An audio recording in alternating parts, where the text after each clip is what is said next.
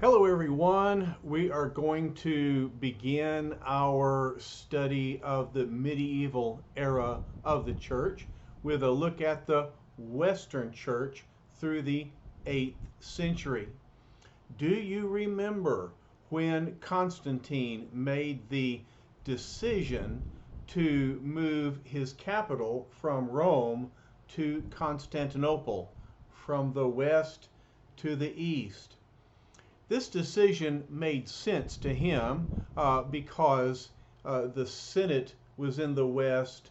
The nobility there objected to his adherence to Christianity and his favor toward this new religion. They remained loyal to the traditional Roman gods. And so by moving his capital to the new city of Constantinople, he avoided these controversies. Well, we will see that this move left Rome and the Western Roman Empire in a weakened and vulnerable condition. And so we're going to see the decline of the Roman Empire throughout the 5th, 6th centuries. The West was overrun by a series of barbaric invasions. All right, these tribes moved from the east to the west, seeing a civilization with agriculture, with infrastructure, with wealth, and so they desired to have some of that for their own. They attempted to move into the Eastern Empire, but they were repelled, and so they headed west. Now, there's an interesting background to the word barbarian. It comes from the Greek word barbaros, and the origin of the word is that when the Greeks heard these barbarians speaking their strange language, all the Greeks heard was barbar, barbar, barbar, and so they named these the barbaroi, the barbarians. And of course, that word is still used today for those that we deem uncivilized. All right, so the barbarians from the east came to the west in waves, and each wave was overwhelmed by the next wave, and so on. The Visigoths sacked Rome in 410. You'll remember this significant event is what motivated Augustine to write his treatise, The City of God. Okay, now the Visigoths then were pushed out by the Huns, and they moved on further west. Attila was known as the Scourge of God, and he and his tribe of Huns moved almost unopposed through Europe until they came to Rome, but more about that story later. The Vandals were a tribe that moved from east to west and then south across Spain and then into North Africa. And from their base in North Africa, their naval power then pushed north into the Mediterranean Sea. The Vandals sacked Rome in 455. Now, a couple of decades later, the Germanic chieftain Odoacer overwhelmed the city of Rome and deposed the last Roman emperor, Romulus Augustus, in 476. All right, this last emperor had an ominous name, named for Romulus, the founder of the city of Rome, Augustus, the first and greatest emperor of Rome, but nonetheless, in spite of a great name, he was a defeated emperor, and this is why we see 476 as the date for the fall of Rome, although obviously Rome had been declining for decades prior to this. And then in the next century, the Lombards moved into northern Italy, and they became a major force opposing the church and Western civilization for 2 centuries thereafter. Now, here is a map that will help you see how these barbarians moved in waves. Notice that the Ostrogoths attempted to invade the Eastern Roman Empire, as did the Visigoths. They both were repelled and therefore moved to the west. The Huns also tried to move into the Eastern Empire, but they were repelled. And so we have several invasions on the city of Rome.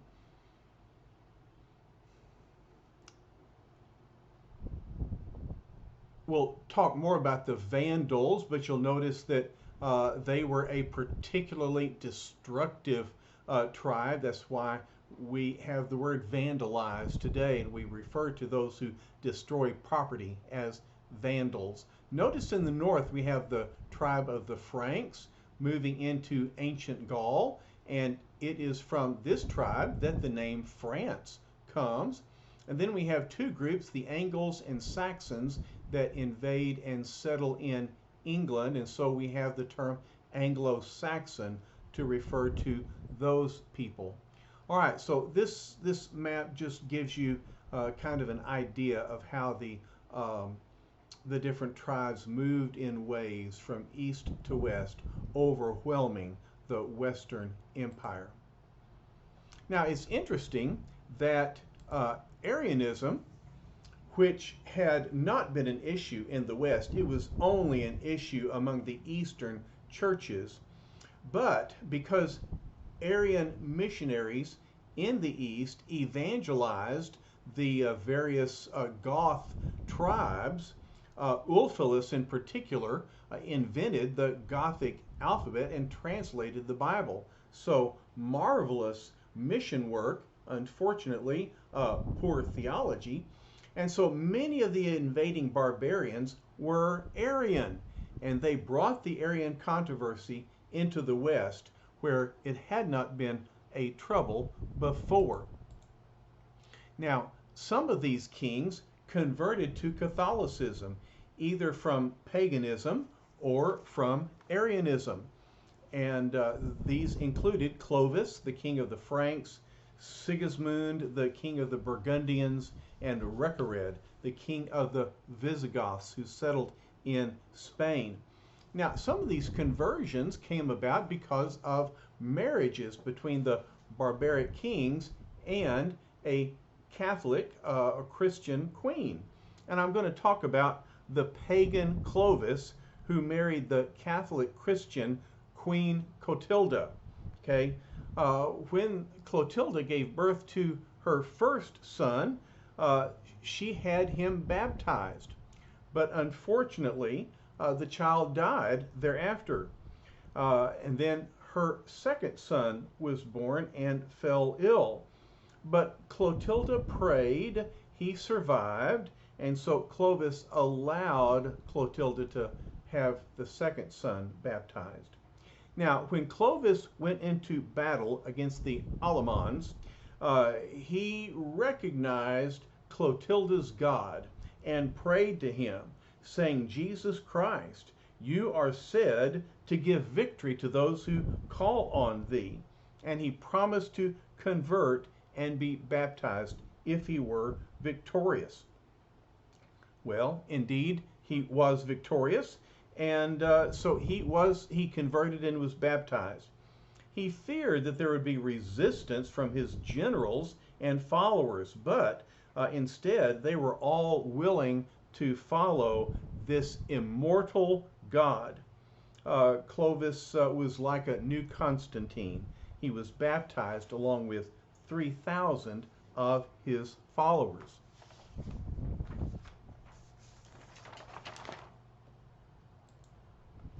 Now let's talk next about the rise of the papacy. All right, why is it that the Bishop of Rome was able to exert his influence and authority throughout all of Christendom, particularly Western Christendom? Well, first of all, there were political considerations. Rome was the traditional center of the empire. and it had advantages as a socio-political center of the West. As I've already said, barbarian invasions and the fall of Rome left the West with no political leaders. And therefore, the Roman bishops, we'll look in particular at Leo and Gregory, they interceded to save Rome and to establish alliances with the invaders. Okay? And so, we'll see that in the vacuum of political power, these ecclesiastical leaders rose up to lead not only the church but also the political region. Okay, there are theological arguments for the primacy of Rome, and one of them comes from the scripture in Matthew 16. Let's turn there.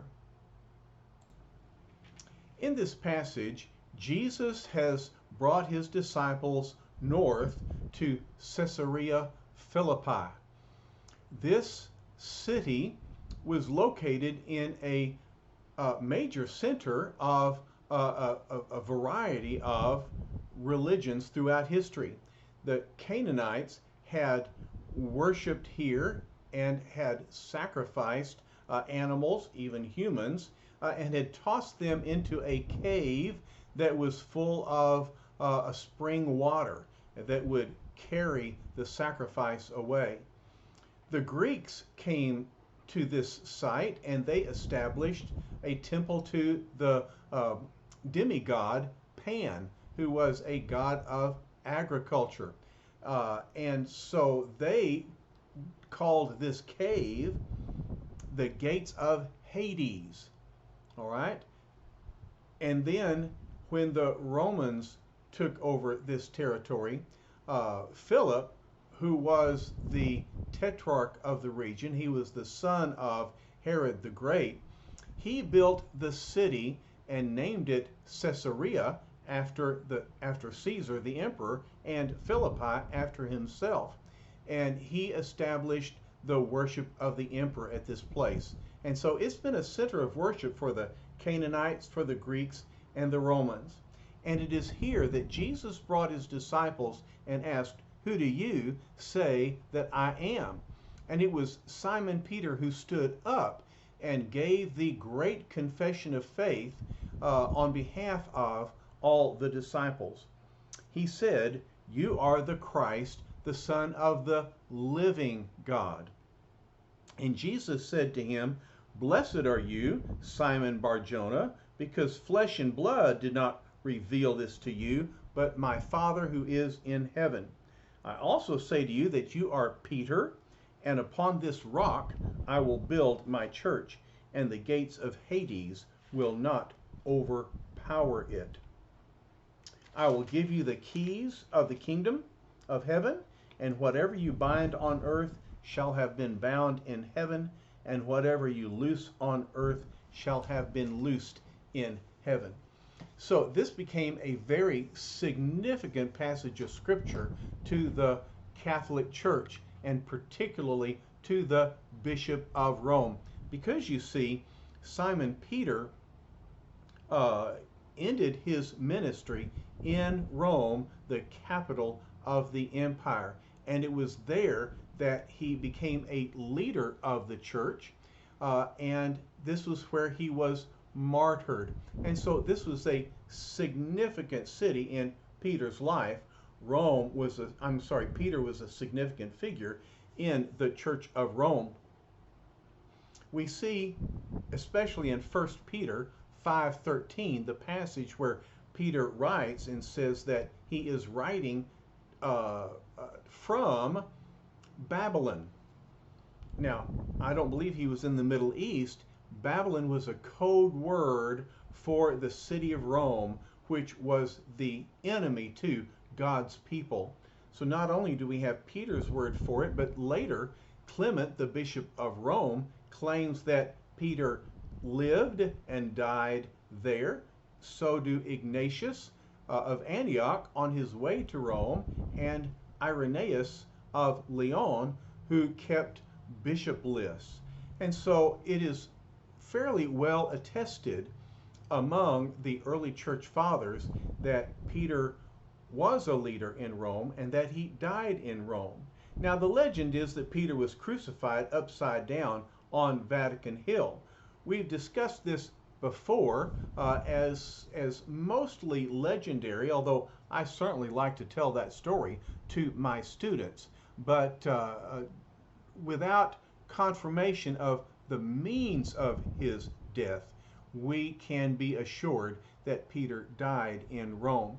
And so the church in Rome claimed prestige and authority because Peter had come and led the church. They even claimed that he had been bishop in Rome, and that Jesus' authority given to Peter, giving him the keys of the kingdom, that Peter then passed down that authority to his successors in the church in Rome. And so the Western Church said Peter founded the Roman Church. Absolutely not true.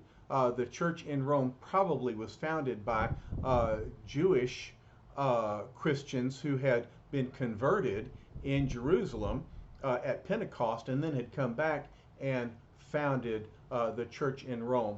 All right, but nonetheless, as I've said, he didn't found the church, but he was a leader there. And so Peter's successors, the bishops of Rome, held the keys of the kingdom. So the Pope's authority was given to them by Jesus himself. Now, I don't believe I've mentioned this yet, but the Council of Nicaea in 325 gave regional authority to 4 churches: Rome, Antioch, Alexandria, and Jerusalem. Now, later, Jerusalem will fall out and Constantinople will take its place.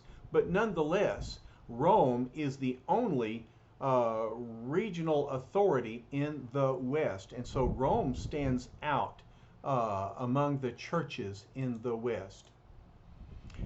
Enter Leo I, known as Leo the Great. You see the dates of his rule are 440 to 461. Leo contended about himself that Jesus made Peter the rock on which the church was to be built, and Peter's successor, the Bishop of Rome, is the head of the church, so he claims this authority for himself.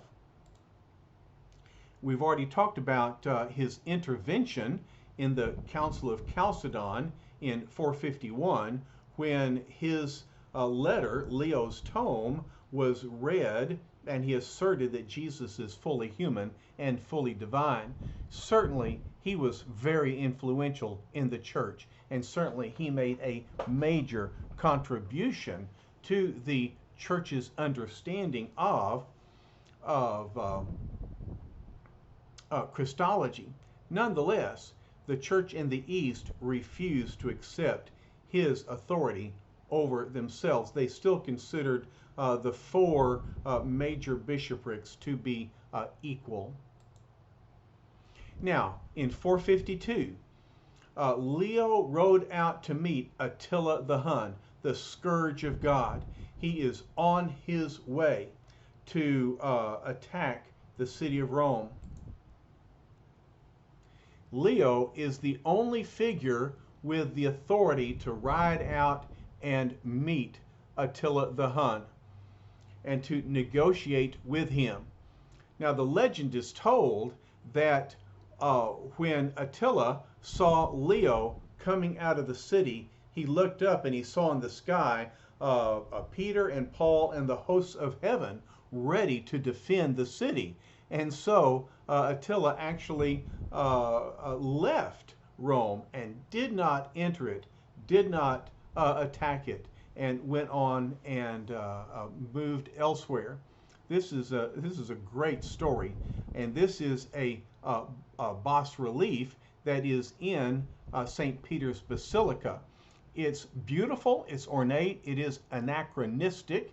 That is to say, it's out of the timeline, because we see Leo here with the papal tiara, which obviously was not worn as early as 452. Here we have Attila wearing a crown, which is also unlikely. But what's important is that above you see Peter and Paul and the hosts of heaven. So this bas relief depicts the encounter between Leo and Attila the Hun. And so you can imagine that Leo gained great prestige because of his confrontation with this attacker.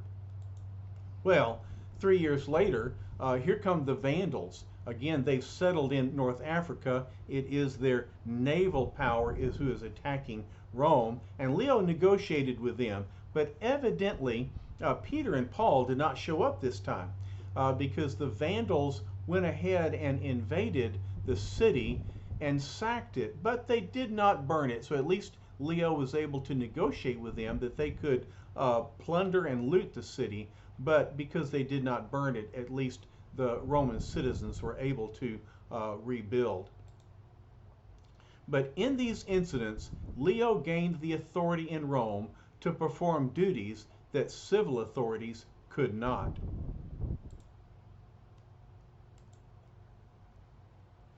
Having introduced you to Leo the First, also called Leo the Great, I'm going to pause right here before moving on to the next great bishop of Rome. That is Gregory the First, Gregory the Great. And so we'll pick up with Gregory when we meet again. All right, see you then.